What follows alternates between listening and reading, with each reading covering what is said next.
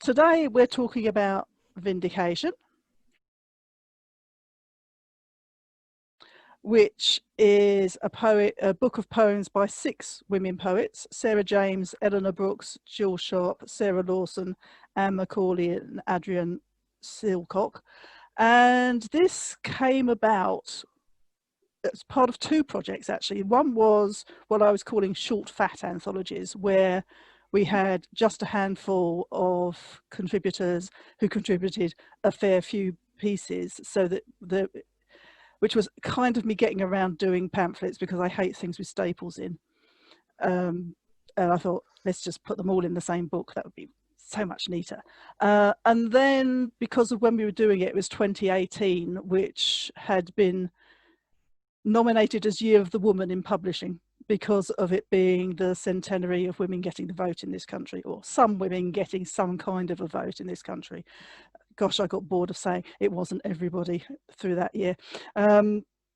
And so initially it was just notionally called 6 in a very uninspired sort of way. And then in the course of editing it and putting it together and thinking about it, and with the women's vote in mind, Anne Macaulay's poem Vindication sort of rose to the top as, "Hi, I'm your title poem. Put me on the cover." So I did. And although it's not terribly obvious on the cover, inside the word vindication is a picture of suffragettes. They're actually Irish suffragettes, but it was the only group picture I could find that worked behind this. So I licensed that from British Library, I think. So that there's this sort of this sense of history coming through.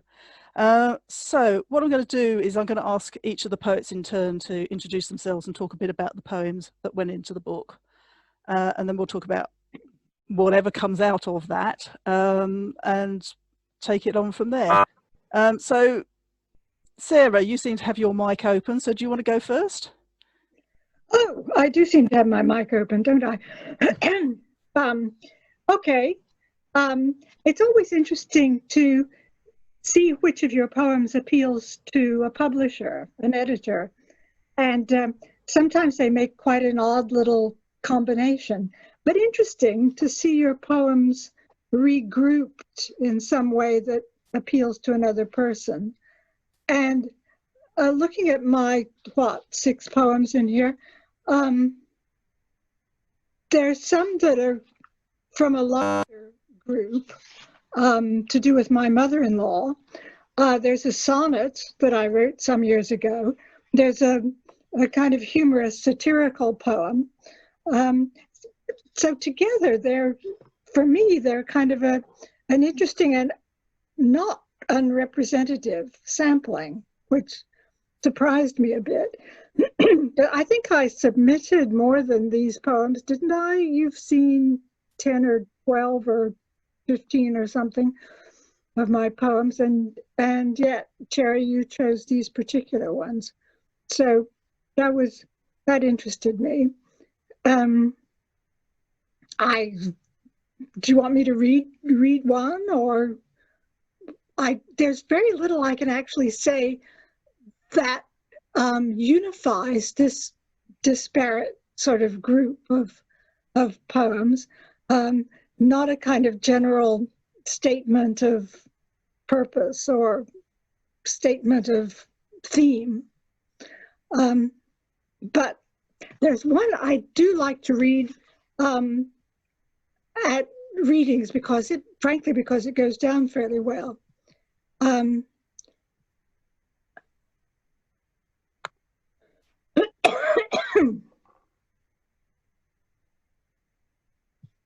I was going to mute myself then. I don't think I succeeded. Shall I read Animal Liberation?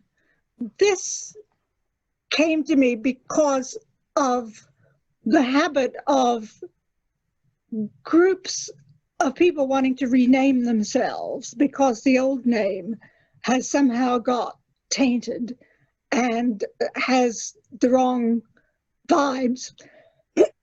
So So they think of some new, more glamorous expression.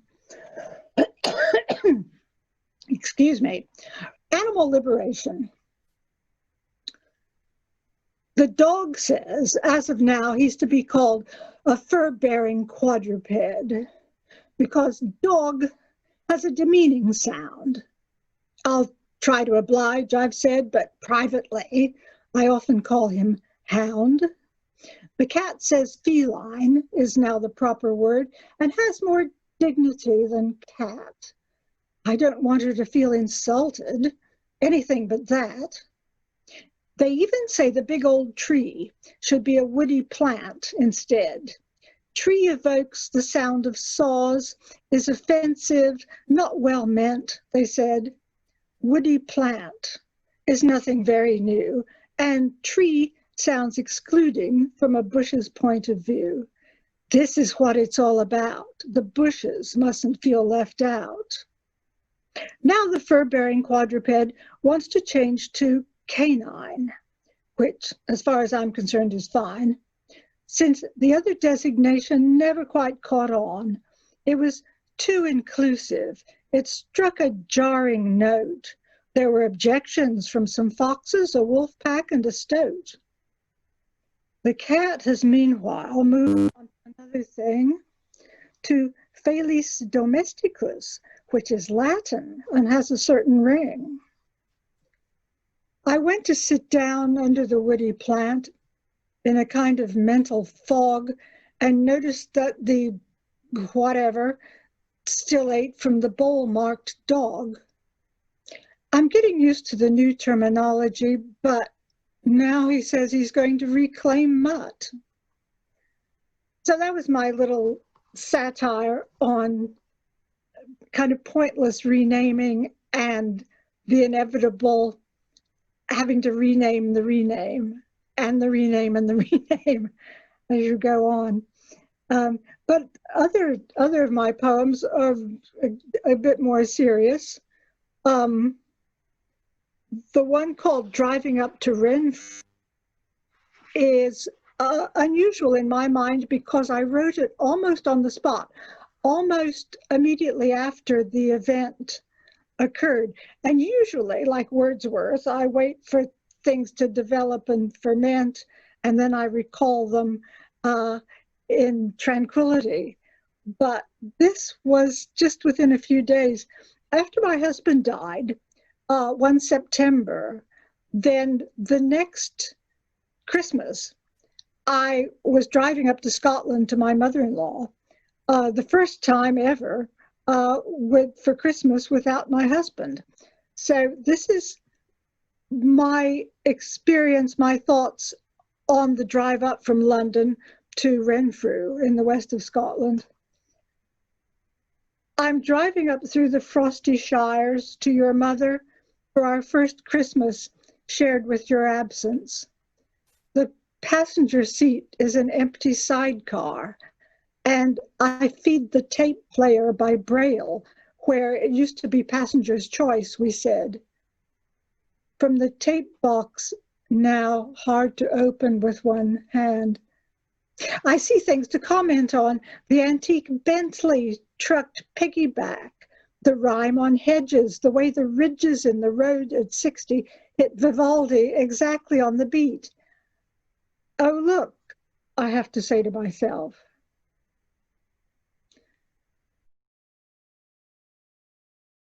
You make a kind of funny unity in a strange way, but not one that I would have noticed without the editor choosing them. Yeah, I think when I was putting them together, because I've heard quite a lot of your poems at readings, I was looking for something that was representative of all the facets of your personality. And you write a lot from personal history, and then there's these funny, elegant little sort of comments on life as well. And I thought we've got to have some of both, because otherwise we're not getting the true Sarah. Well, I think you must have succeeded, because it's surprised me a bit in a nice way to you see yourself in a different way when you see yourself through an editor. So, Anne, would you like to go next? I was very pleased to be included in this lovely anthology, and it was quite interesting about the title poem. It was linked to it was first came out of, I was planning to write a poem for International Women's Day the previous year, and myself and another woman, also called Anne, were doing a joint sort of showcase at a local poetry event for it. And we were discussing about our writing and what we planned. And while we were talking, the other Anne said to me, "Did you know that Mary Wollstonecraft lived in Barking for a while?" And we thought, oh, how nice would that be to look at Mary Wollstonecraft for the International Women's Day. And she said, "I know what I'm going to be writing about. Why don't you have a go at that?" So I thought, brilliant, I'll have a little look. And I thought I would write a poem about her. But then as I was looking, I realized that in a way, her words were encapsulating her much better than me. And I got the idea of doing a found poem using different lines from her work. And it was really interesting, once I put it together, how many of the lines were still in. It was interesting and actually horrifying that all this time later, so many of the words still resonated. You know, slightly archaic words occasionally, but in the main, the whole sense of it was still applying. So that obviously became one I submitted to Cherry. And then I just, looking at the rest of the poems, they're not all, apart from say A Man Once Told Me, which is sort of very clear about the, this is completely tell and not show, as it were. It's completely about the women's experience in a very direct way.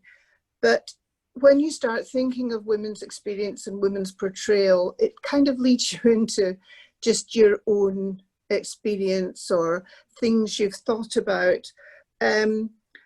Quite a lot of my work is also about my personal experience, but some are where I've, such as Fathers and Daughters, which is where, being the daughter of a Presbyterian minister, it didn't go down too well when I got married in a registry office, and my mum and dad, well, my dad primarily, wouldn't recognise it as a marriage because God wasn't involved, and how we came to compromise a few months later by having a service of blessing in the house, where Dad compromised by not wearing his outfit, wearing civvies. When I was studying The Tempest with Roddy Lumsden, doing a poetry response to The Tempest, it struck me this whole notion of a man, their art, the magician, the minister, his relationship with Miranda, and, you know, the telling point when he tells her about their life and then he goes, could you be quiet now, go to sleep. He puts his mantle back on, and I just sort of thought there was too many parallels that I felt applied to my own self. So that's where I was thinking about my own experience, but also linking it to literature, which of course Shakespeare, you can link so many things to Shakespeare really, because he does manage to cover the gamut a lot of the time. In terms of, there's 3 poems at the end, which are, and it strikes me that when you start thinking about women and women's oppression, you start thinking about oppression in general. And I had the poem I wrote in Cologne, after being in Cologne when a friend took me to see the Stolperstein, which were very, very powerful small brass plaques to people who'd been killed in the Holocaust, and it really moved me, as I'm sure it would move everyone, and the smallness and the simplicity. So although it wasn't just about women, it was about oppressed people. and not just oppressed, genocide, well, you know, complete slaughter. In terms of the last three poems that I started to mention, I love flamenco, and it's the passion and it's the music and all that. But like a lot of music that has a folk background, a lot of very passionate music comes out of groups of people who are oppressed. And there seems to be an extra rawness that attaches to that. So I have actually got several poems, there's even more than three, about written from either about flamenco or from the point of view of a flamenco artist. And the other two poems that I have, three poems, there's Identification, where I think I've clearly watched far too many crime things with forensics things. And I had this moment of imagining my own body on the slab and, you know, the clinical person, and perhaps with a lesser minion or student or somebody being, you know, taken through bits of the body. And I thought how they would look at it in a clinical way, but how I might have actually a little story that explains either my point of view or what happened to cause that mark or whatever. But in the end, it ends up talking about my hands, which, as my daughter always says, are not really very worn. She doesn't think they've got enough wear to show. It shows how little I do the giveaway. And I had to end on that and saying, yeah, I'd rather write than get into housework, you know. And the other poem, two poems, are ones that I wrote in a creative writing, from a creative writing class. And one comes out of oppression again, the idea of, you know, a woman who's been in trouble with the community and she's been chucked out. And I thought a jackal is a most unfavoured animal. It's not one you'd adopt as a pet. And I had this idea of these two unfavoured, unwanted people, creatures joining together. And the last one, Daughters of the Sea, comes out of the fact that we went, that same class, we went to the British Museum, which I think is a really interesting place. I've written a couple of poems from looking at the objects and starting to put yourself into the situation. And that's where Daughters of the Sea came. And I think often with sculptures and myths, or myths of women who are sort of sea creatures or whatever, there's a lot that's tangled in with the whole attitudes to women that comes into those portrayal of myths about women. So I think that came into it. So not everything was overtly feminist, but I think it underpinned most of the group of poems. In terms, would you like me to read a poem, or would you, yeah? Since I started talking about fathers and daughters, I'll maybe read that one. Yeah. Fathers and Daughters, Part 1, Prospero and Miranda, the magician and his daughter. A mantle dropped, he speaks to her as father, though calling himself teacher, as if he doesn't see all parents teach. Instruct, model, demonstrate, challenge, reframe, correct, and rebuke when necessary. She listens well, doesn't need the reminders, the pay attention chivies. He tells her their story without his art, until she questions his actions. He resumes his mantle, practices his art. She sleeps. Part 2, My Father and Me, the minister and his daughter. A mantle dropped. He dresses as her father. The robe with purple and black hood laid aside for today. She listens and listens well as she holds her husband's hand as tightly as they ever have or will.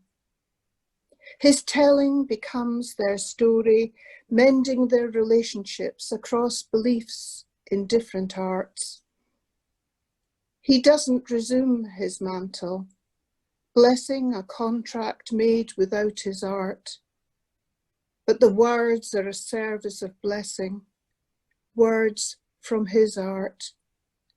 They will all sleep now.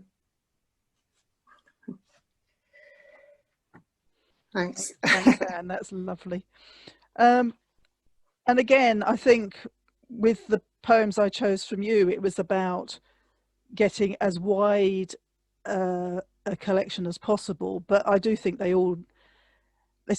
link consecutively rather than all together. So you know, Vindication, and I think of Identification as a really strongly pro-woman poem, because it's all about, you know, get over yourself. This is what you look like. On one level, and you know, identity is so important anyway in all circumstances. And as you say, a man once told me, is absolutely, it's your wagging finger poem, isn't it? It's, don't you do that. Which I love, and I share your adoration of flamenco, so they were going in no matter what. And the jackal one is really quite creepy. And there is this level of sort of ominous something going on in both that and Fathers and Daughters and Daughters of the Sea. So yeah, I hear connections that maybe aren't obvious to anyone else, but I know why I put them together. Okay, thank you. Adrienne, do you want to go next? Yeah. Okay. Yeah. So I was just looking back through the ones you chose, Cherry, and they are in a way very different from each other, and also they were written over quite a long time period and different things were going on.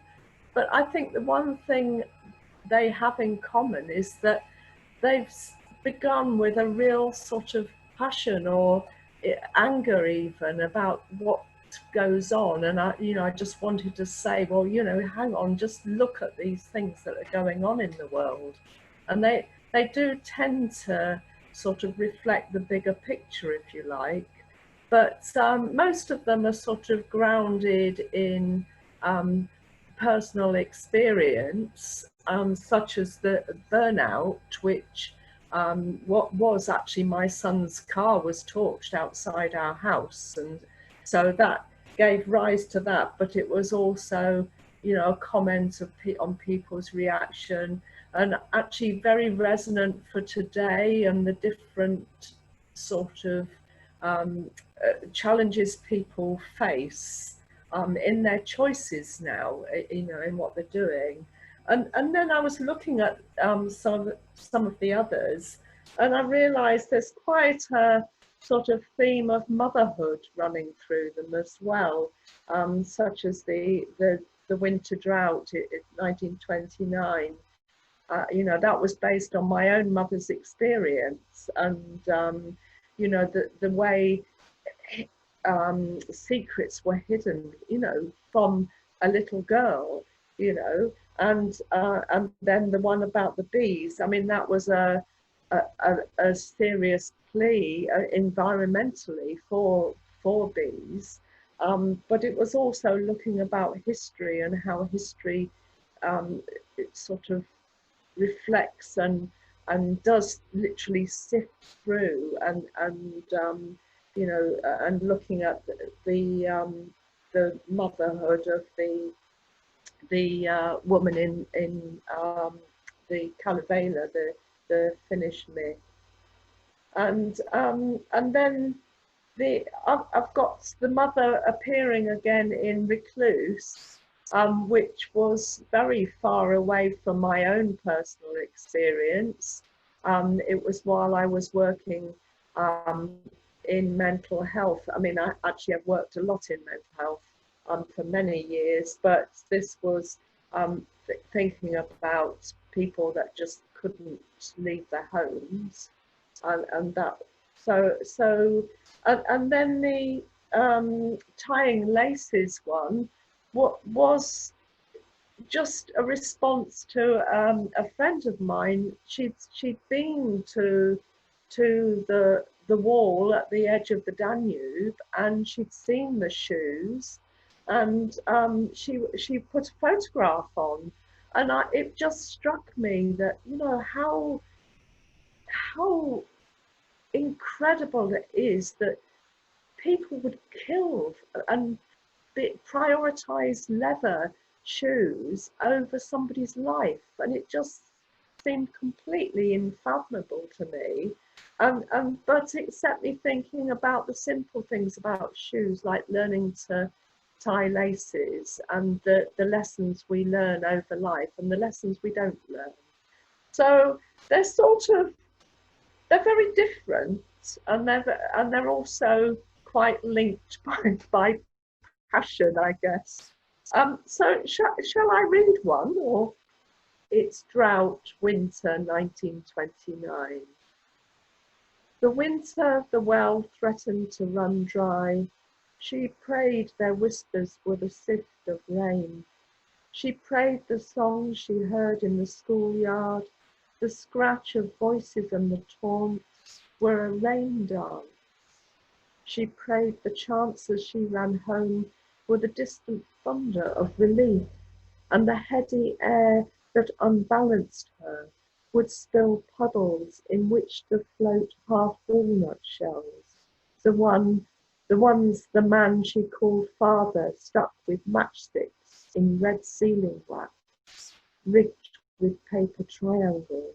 And when spring wheat shoots browned and shriveled and clay soil cracked, the lies her mother told her shriveled too, left dark fissures. Then she did not pray that the well would fill. She did not pray or give thanks at all when at last the first heavy drops of rain began to fall. And thanks for putting it in. Yeah. And again, I think I was really looking for the widest possible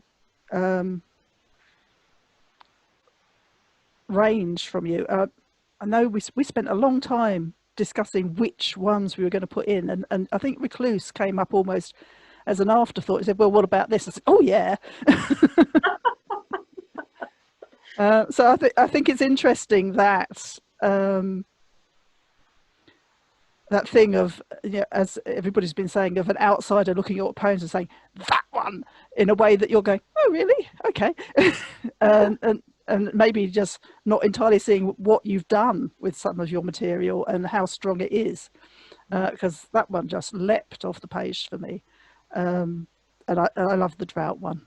I'm a bit of a sucker for a drought poem, I have to say. Not quite sure why, but anyway. So, of course, we also have two other poets in this book. We have Jill Sharp and Sarah James, who couldn't join us today, but they've done us some recordings, so I will slot those in. And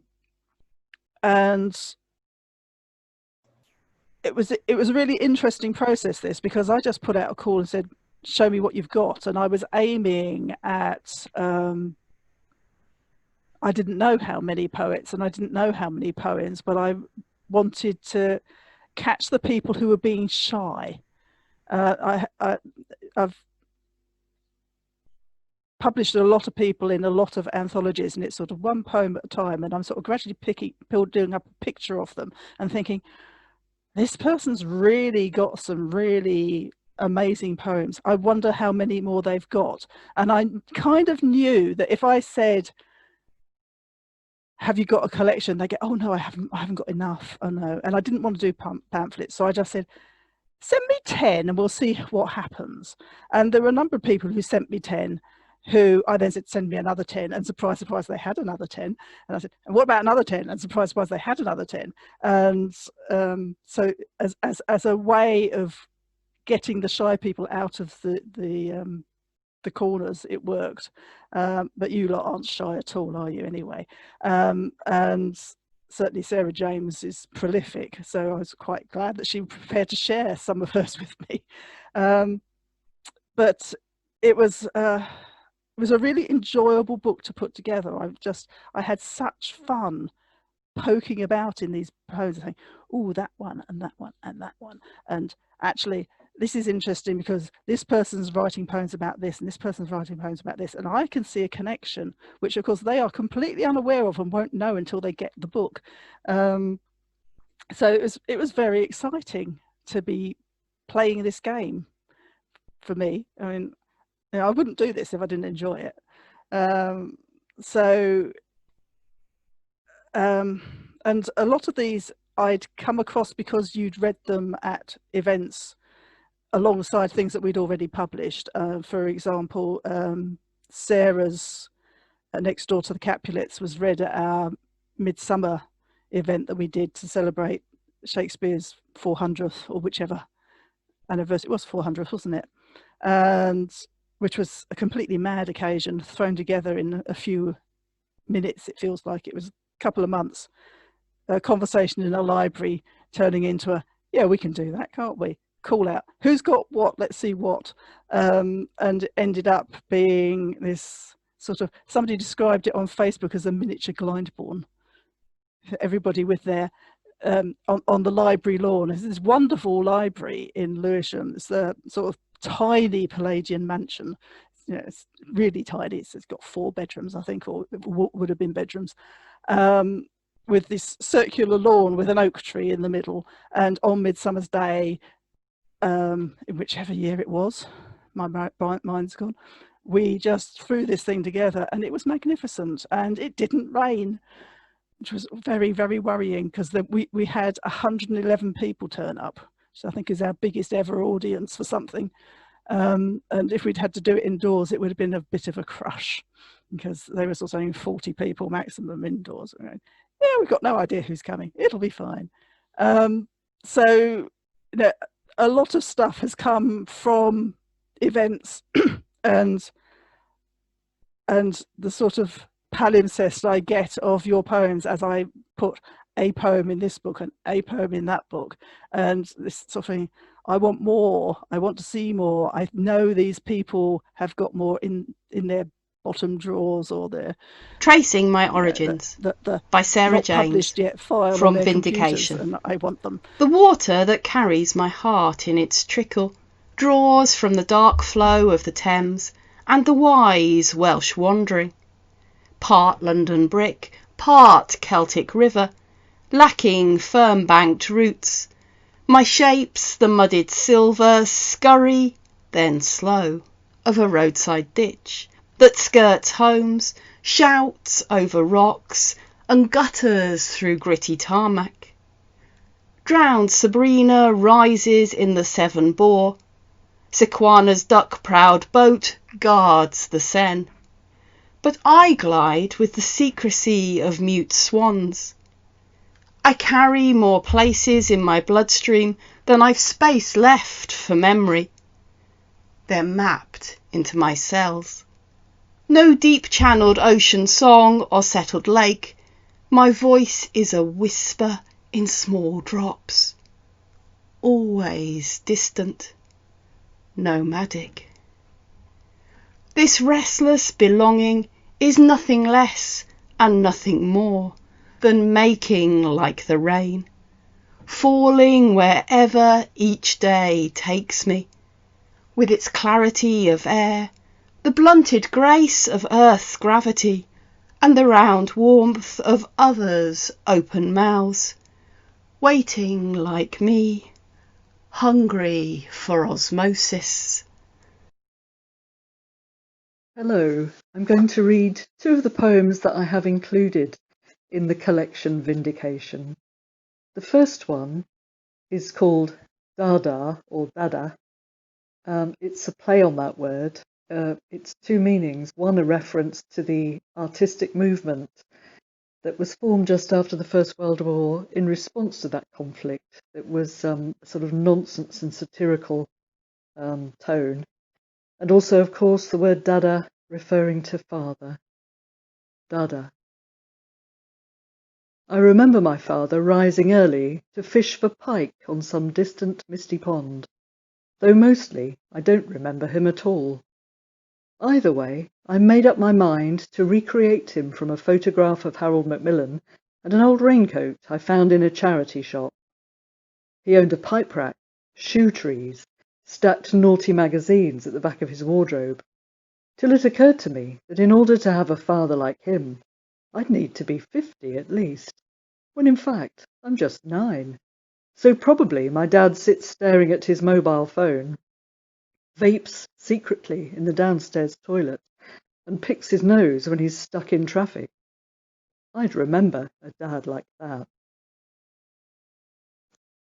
The second poem is a tribute to Dirk Bogarde.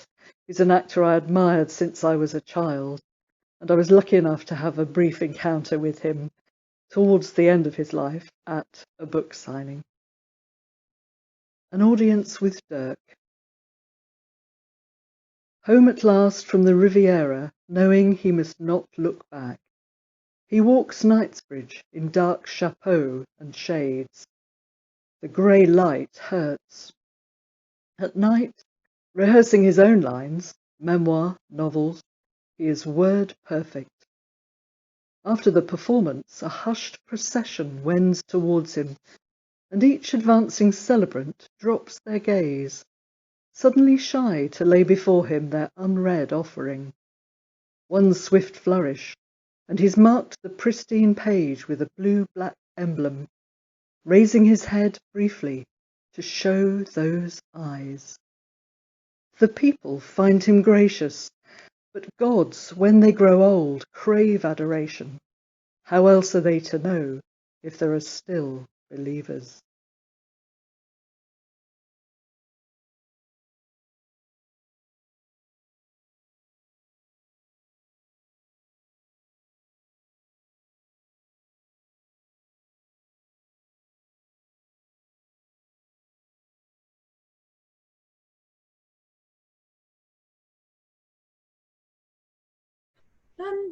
Well, it's been very interesting listening to everyone and finding out how much we all have in common, I think. Just like the process of putting together a collection of your own poems and make you see them in a context, I think the experience of putting a group of poems rather than a single poem alongside other people's little groups has made me realise that that's also a context and that there's something happening between all of us. So I've been coming up with new ideas while I've been listening to you, so I hope I'm going to make sense. My collection started as a pamphlet which I sent to Cherry. It was the first time I put together a pamphlet manuscript, and she didn't want it as a pamphlet, as she'd been saying, but she did say she'd like to take a group of poems from. And what they seemed to have in common originally to me was that I'd been very interested in the sense of place and what becomes communicated in that place by events that have happened there, the interaction of the observer and the scene, and perhaps the same with encounters, when you have an encounter with an object or an event. And so there's quite a strong geographical location for a lot of the poems I put in here. My set begins with lines from the creek, which was an experience I had taking my youngest son on holiday to Australia. And when he'd stripped off and at the creek with me, I could see this very noticeable scar running up his stomach from an emergency operation he'd had aged 10 or 11. And it just took me back, the vulnerability of that child who nearly died in hospital. And here he was, a strong young man having a wonderful outdoor holiday. And it ends with also a poem from that holiday called Whispering Tree. And if I may just read the first 3 lines, because they were spoken by a lady who was a potter and had a beautiful studio, and we just found it by accident. But she was closed, and she came out and she said, "I'm sorry, I can't let you in. I'm closed. My husband just died. I don't know if I'll ever open again." And that was word for word, and it was the way she said, "I'm closed, not the studio's closed, I'm closed. I don't know if I'll ever open again." And I had that experience of losing my husband quite a number of years ago now. And I so recognise that. And I think we have to create new identities. So part of, I think, what our vindication is doing is exploring identity and how we're constantly recreating, reinventing identities. And also that thing about the scar that our histories are written on our bodies. That to say, I didn't actually know I wrote about women until Cherry kind of pointed it out by selecting the poems she did.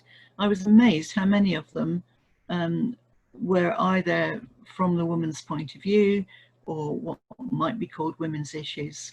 And I guess what they have in common with what you could call other outsider groups. So the poem I wrote about Twelfth Night, about it is Olivia, Viola being washed up on the beach and saying, "What country, friends, is this?" spoke to me. It was one of the 3 or 4 Cornish poems I've got. It spoke to me of current times, even a few years ago when I wrote it, and what it must be like, especially in her case, to have to dress up as a man in order to get employment to survive that situation. And so I linked it in with an incident I'd had on a train where people were coming through the train trying to sell little things for bits of money. And another Cornish poem was the Mermaid of Zennor, which I'm very fond of. I first came across that through D.H. Lawrence's novel Zennor in Darkness, and then I went and visited a couple of times. And just to see the knife marks on the mermaid's face particularly, but the hatred with which she was attacked by the establishment for what she represented. And I think, yes, myths go on being universal and important. So those are my thoughts about bringing them together as a group of poems. And as Cherry says on the book, they don't directly reflect the experience of suffragettes. I did notice in one review that the book had that somebody thought I had written a particular poem about Emily Pankhurst. It's dedicated actually to my old English teacher, Elizabeth Aldworth, and I put the initials EA. So where the idea of Emily Pankhurst came from, I don't know. But that's one I've chosen to read to put the record straight. I think she just embodies everything really that we've been talking about. She grew up after the First World War. Her father had lost his leg. He taught her how to swim. There's a very moving account of him taking her out into the sea with his one leg and teaching her what to do. And she devoted herself as a single woman to looking after him for the rest of her life, really. She was one of the first women to go to, or to get a degree from Oxford University. Many women went to university but weren't awarded degrees, but she was. And I discovered at her funeral that she'd been a firefighter, and she was just so feisty and so full of energy and so up for, you know, just for making everything happen, and she was a wonderful inspiration. So I'd like to read the poem I wrote for her, if I may.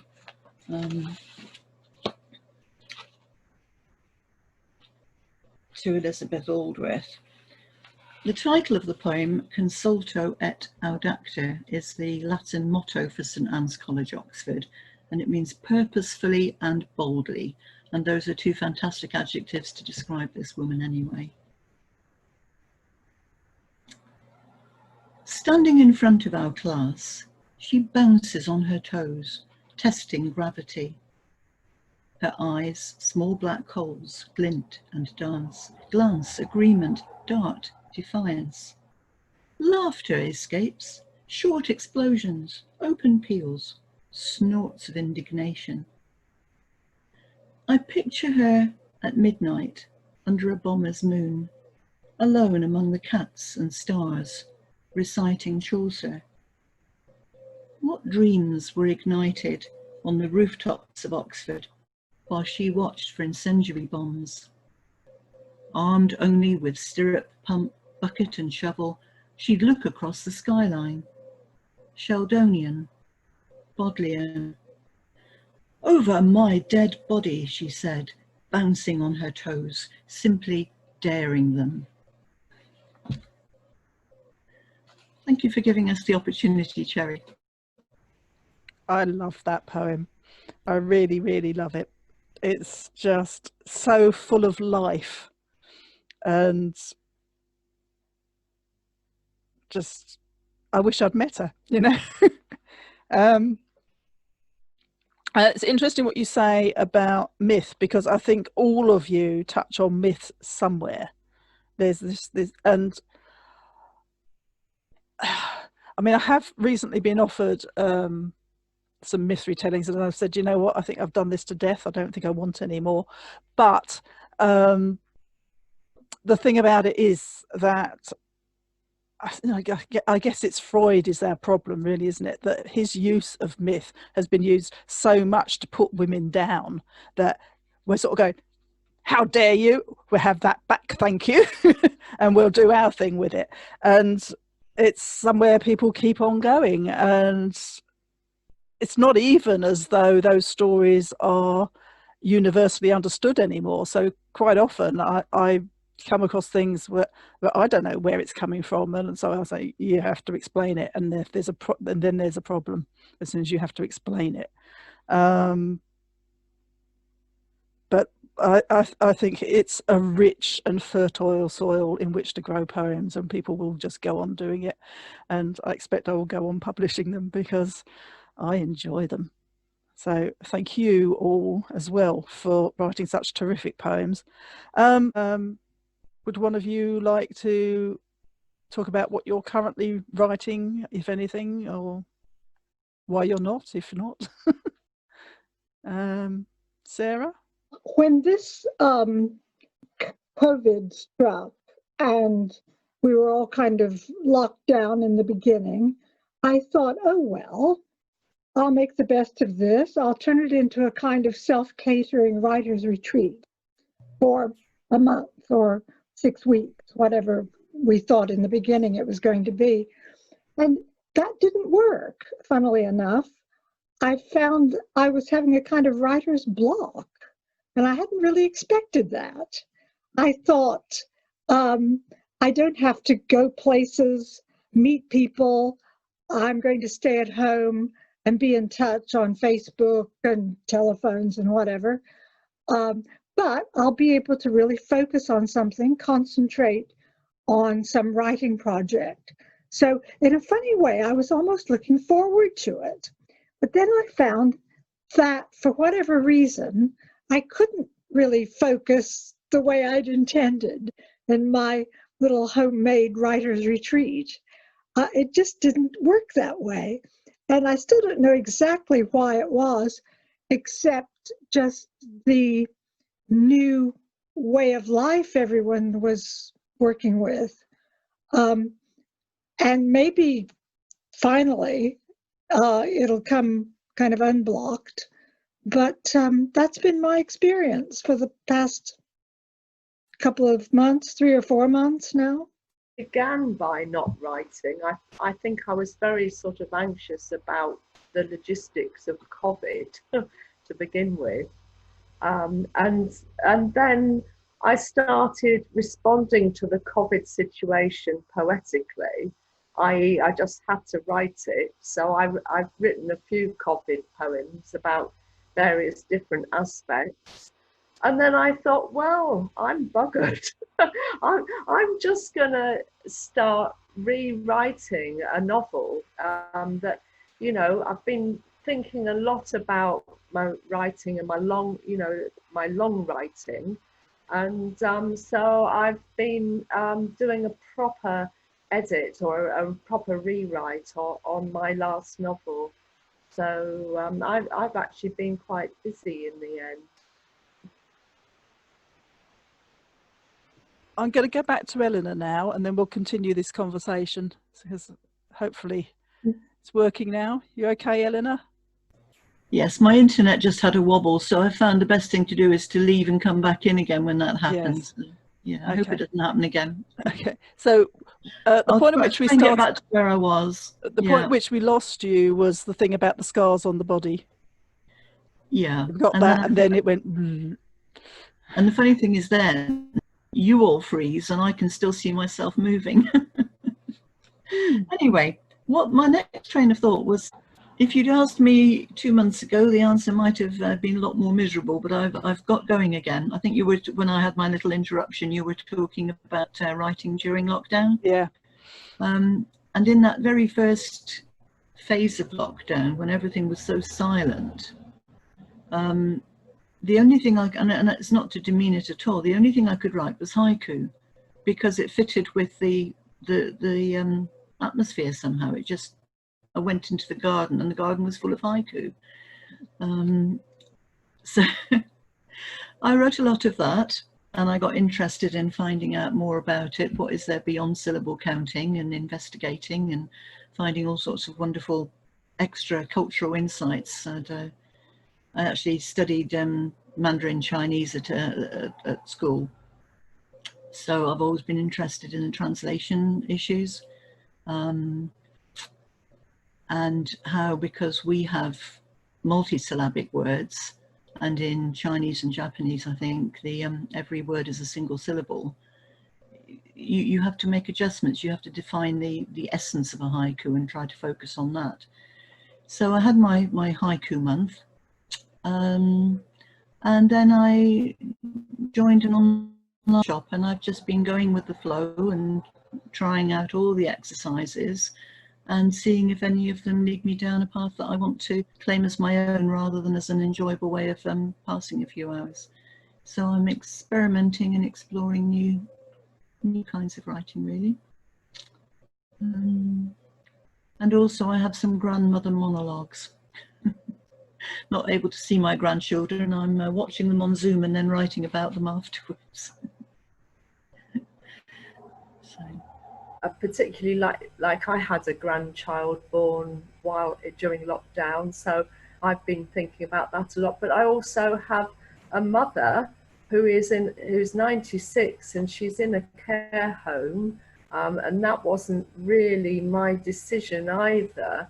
So I've felt very disempowered by COVID, because I couldn't go and argue and sort of make the case for looking after her. And I've been having FaceTime conversations with her, but that's been quite difficult because she doesn't do the technology. So I've written some poems about that, you know, about the fact that we can't hug, and when I go to the care home, I'm only allowed 30 minutes and we're not allowed to hug. It's as if she's in prison. And so, of course, that gets me angry, and that brings more poets. so that's quite a lot of what I've been doing.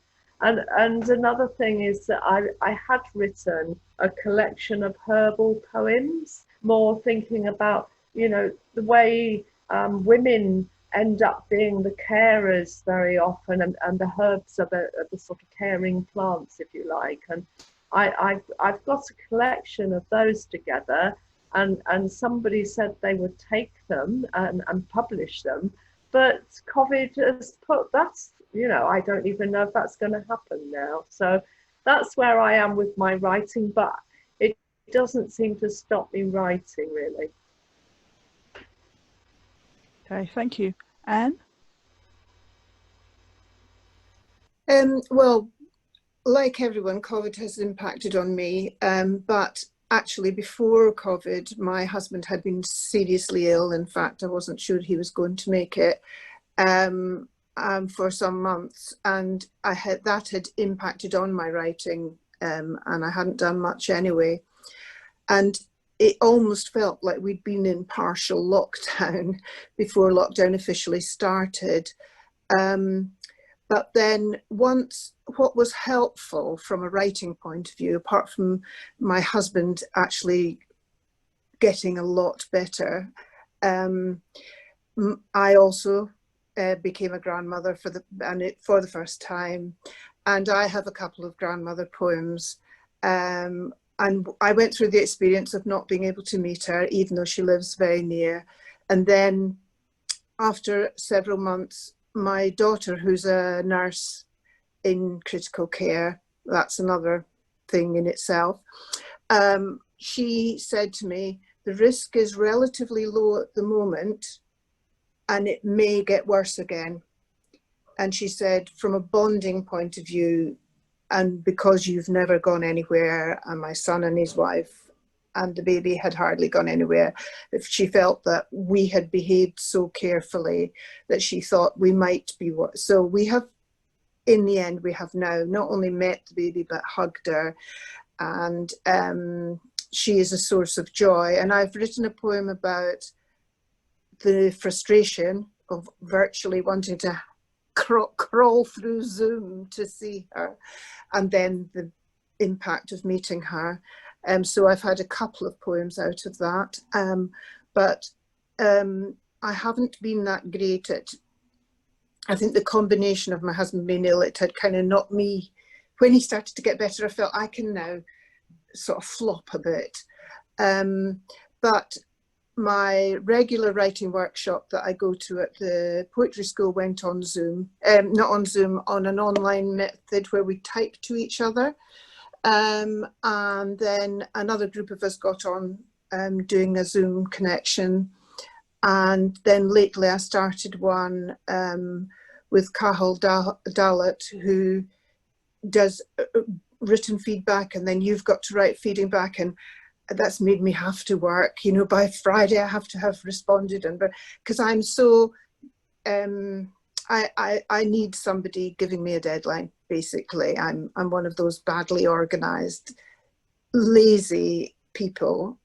So I have started writing a little bit more in the last little while, but I actually do want to work towards a pamphlet or collection, because I sort of seem to have accumulated loads of poems and not done enough with them. And I haven't been good at submitting over the last few months because of the different contexts, but I feel I'm beginning to get going again. And things like this today, it's motivating. It reminds you, yeah, look back at that. What a lovely book. I loved being part of it.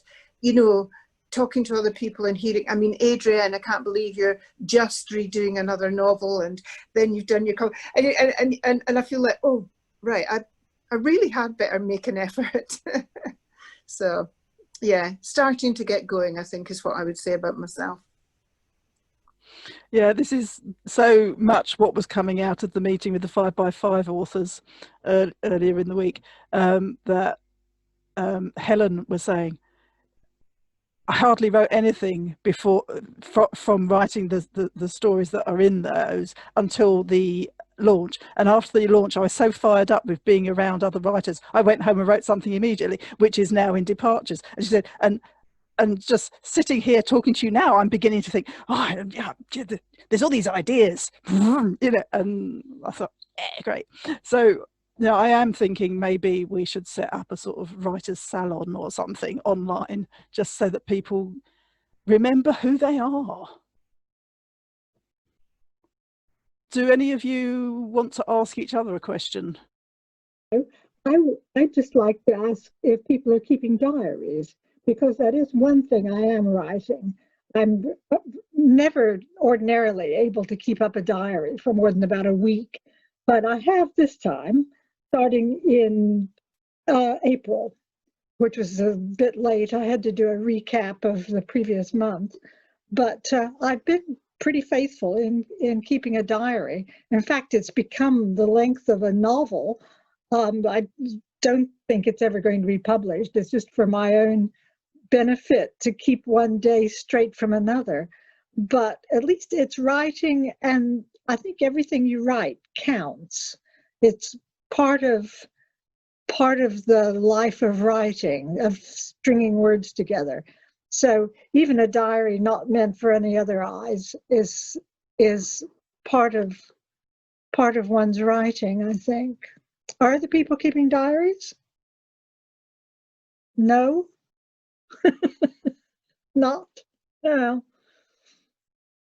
The other thing I'm doing is just collecting a bunch of book reviews that I've written over the years, and either cutting and pasting them into one document, or in the case of ones I wrote before about 2000, typing them up, retyping them.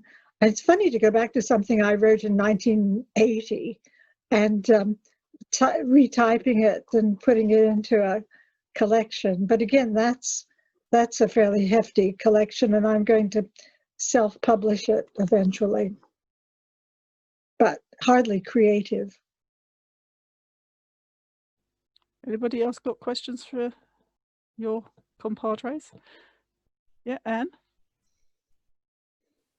I more wanted to say how much I enjoyed everyone else's work, and actually I enjoyed hearing the sort of bit behind the work that you all explained today. And although I know there's a school of thought that a poem should stand on its own, I do think some poems really benefit from knowing a little bit about the background to the writing. So thank you.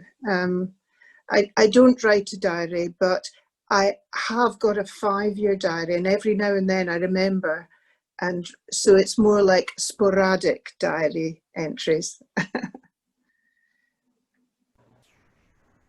Yes, I would just say the same. It's been really good to feel part of the book through this meeting.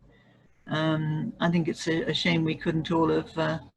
I know at the London launch, Jill and I came, and Anne was there, and Sarah was you were there, yes. But yeah, it's brought the book to life for me. Now that's interesting, because obviously we never thought about doing online meetings before, and it's just been, well, these people are here and these people are there, and there it is. And I think actually thinking about it for future anthologies, it would be really nice to actually have a meeting of as many of the authors as can make it before we actually publish it, so they get to know each other a little bit. And we could make it open to the public and have it live and be part of the publicity, maybe. I don't know. I don't know what works, you know. I just throw things at it and hope they stick. Anyone else got anything they want to say before we finish? We've got 5 minutes left. And yeah. I just wanted to say that I forgot to also say that when you organised the series of interviews between Arachne authors, I found that really interesting and stimulating. In fact, I went off and bought Mamiath, having looked at it and thought, oh, that sounds interesting. But by her interviewing me, she interviewed me so sort of sensitively that kind of I felt brought things out, that it made me think I must make the effort to write. You know, you often mean to buy something, and it's not that you don't want to read it, it's just you haven't got round to it. And it was it made me go and buy the book and made me interested, you know. So yeah, so I think these events these link ups are all good. Yeah. And also the one where I interviewed Laura, who is frighteningly prolific for somebody who's so young, and so, you know, and beautiful poetry too. And she's somebody I'll be looking out for more stuff from. Yeah. That's Laura Potts, no relation. So on the subject of buying books, you can buy this book from our web shop. It's Arachne Press it's arachnepress.com/shop. And if you buy it in August, which given when this is going to go out will be a couple of days that you'll have left, you can get it for £1 off. Buy it now. Here ends the advert. Okay, that was brilliant. Thank you all so much. Sorry about the technological confusions and nonsense. Nothing ever goes completely smoothly. And I think we will look at whether we can do something like this again, just, you know, for, not to necessarily go online and be promotional, but just for us, because I enjoy it. So thank you all very much. Yeah, thank you, Cherry. It's great. Really enjoyed it.